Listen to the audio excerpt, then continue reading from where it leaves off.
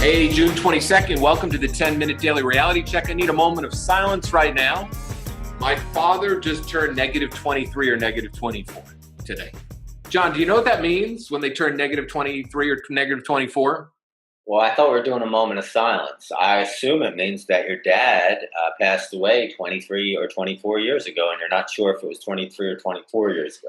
Well, no, it's his birthday today. So whenever they have a birthday and they're no longer alive, you go back in time. So my dad now is basically somebody in his 20s right now, hanging out the pearly gates of heaven with other people. So basically, he probably just wow. college up there, and now he's having a good time. So a big shout out to Dad on his birthday. Hey, welcome, Dad.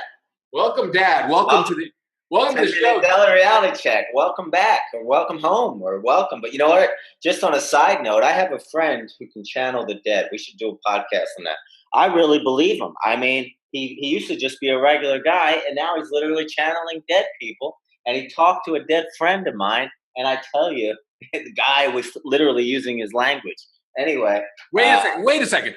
What? Wait a second. Can we get him on the show for next week? Yeah, let's do it. All I can do is ask him, but I really think he's the real deal. He was a writer. He was writing for many years, and I think he just tapped into something. And he says he had a psychic awakening. Okay. And honestly, you would think, oh, is he insane? I have logical, reasonable conversations with him. He's a highly productive writer. And then he can just go in and do this thing. I was over his house last week, and I had a conversation with my dead friend through him for about 45 minutes. No way. Yeah, and honestly, the things that he said and the language that he used was unfucking believable. I couldn't believe it. All right. We are not only are we having him on the podcast, okay? Yeah. We're going to do an extended version as well, too, because I want to hear this. I mean, yeah. I'm all in. I want to talk to my dad. I'd like to talk to my mom, and I'd like to talk to my grandmother and why she just fucked us on the will. There's a couple of questions. I'd like to talk to your grandmother, too. That really pisses me off to this day. You know? I know, right? Remember when we went out to the house in the Hamptons and we saw that? Wow. I mean, for those of the listeners who don't know, David Wygant's and grandmother was a very wealthy woman because she married into wealth. And she decided when she died not to leave it to any of the family members, not to any of her grandchildren or her son or anybody. She left it to like the fucking housekeeper or something, right? No. She didn't leave it to Lois. I wish she left it to Lois. She left it to Jeanne. Jeanne was my dad's wife of maybe 3.5 years. Jeanne got the place on 9th Street, 35 East 9th Street. She got the house at 42 Rampasture Road. Go ahead. All of you Google or Zillow 42 Rampasture Road, Hampton Bays, Long Island, and take a look at that fucking piece of property. And then take a look at 35 East 9th Street. That's what my grandmother left to Jeanne, because Jeanne put in so much time with our dysfunctional family. But today, you know what? We're not going to get him angry. This is my dad's, negative 23 or 24 birthday.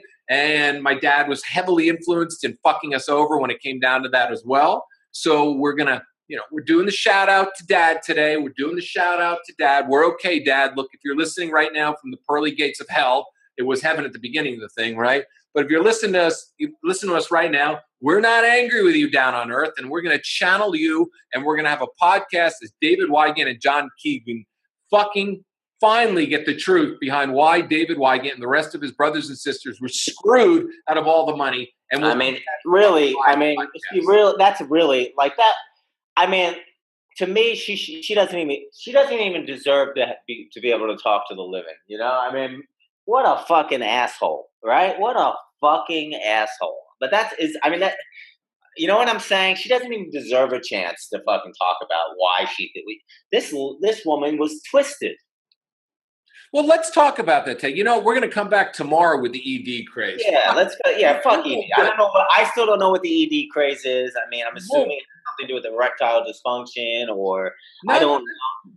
We'll talk about it. We'll talk about it tomorrow. Let's finish this conversation right now about family integrity, okay? Because it's really important. Because to me, I am saving a lot of money and building retirement accounts up for not only for me to retire, but to take care of my little girl. Because when I leave this earth, I want my little girl to have as easy a life as possible for the rest of her life. There's no reason why she should not. you know? And for those of you who get even with your kids or get even with your family and think it's funny that, you know, you marry somebody and you leave them all your money after 3 years of knowing them, you know, and you just fuck your kids over, I got to tell you something. That's a real piece of shit move. I mean, I think it's that's why it makes me mad. It didn't affect me. No one's ever left me money, or probably ever will. But I mean, in that case, to not share that with your family is it's not just a mental disorder. I really believe it's a spiritual block. And I'm going to say this. I remember many years ago.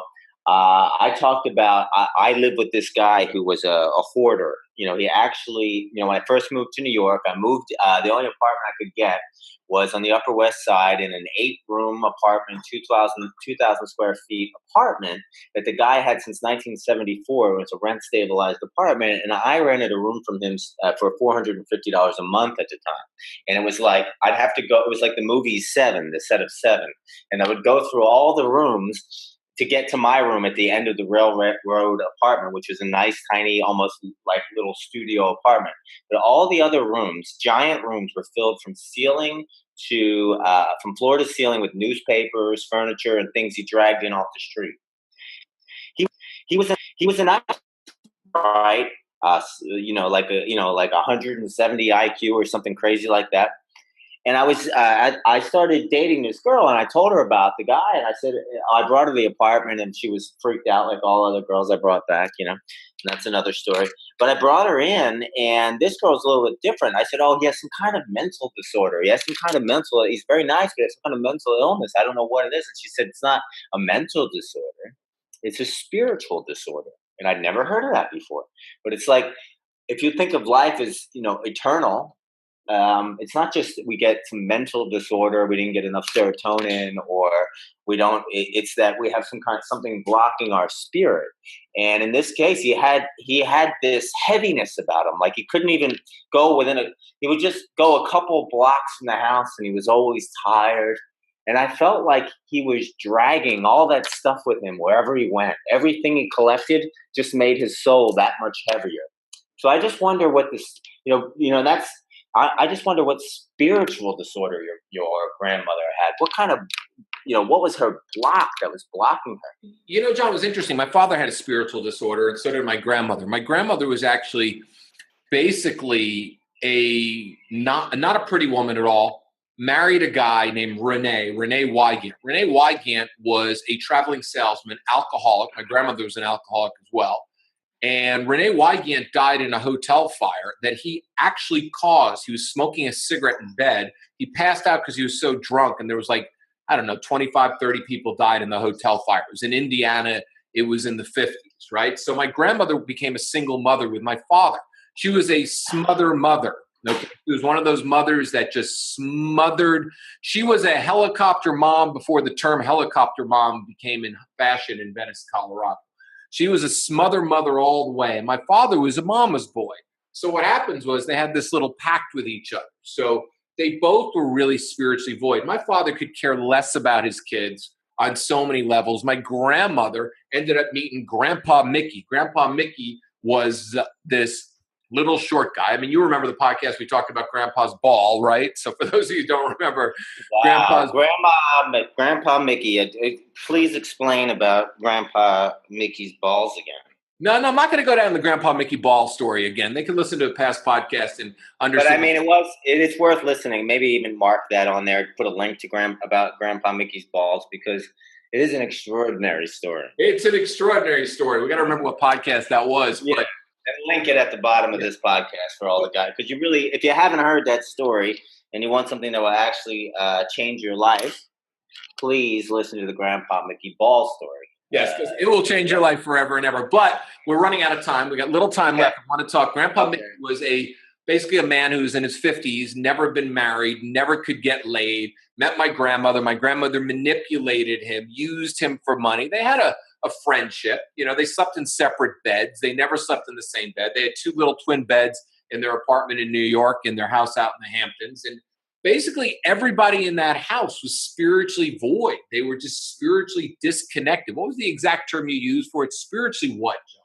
like a spiritual block, there was a spiritual disorder, like there's not just like an emotional disorder, but a spiritual block, a spiritual disorder. Something's in the way, something's fucked up, and I think, part of our life work here is to let go.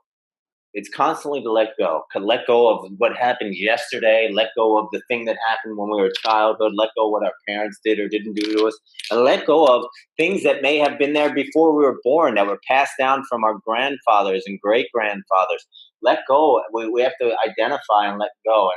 And maybe if we do keep going on and on, that's, maybe Bill, my hoarder roommate who's since passed on, maybe in his next life he'll learn to let go of whatever the chains he's been carrying around for all these centuries. Well, that's true. When you suffer from a spiritual disorder, if you do not fix it in this life or do not work on it in this life, you're going to come back and you're going to go relive the same shit over and over again. I mean, look, my grandmother and father both been gone for 20 plus years. I mean, my father might be reincarnated. His soul might be back right now. It might be a 5-year-old kid running around Manhattan right now. My grandmother might be a farmer's kid. Whatever it might be, their souls might be coming back for a second or third or thousandth journey out there.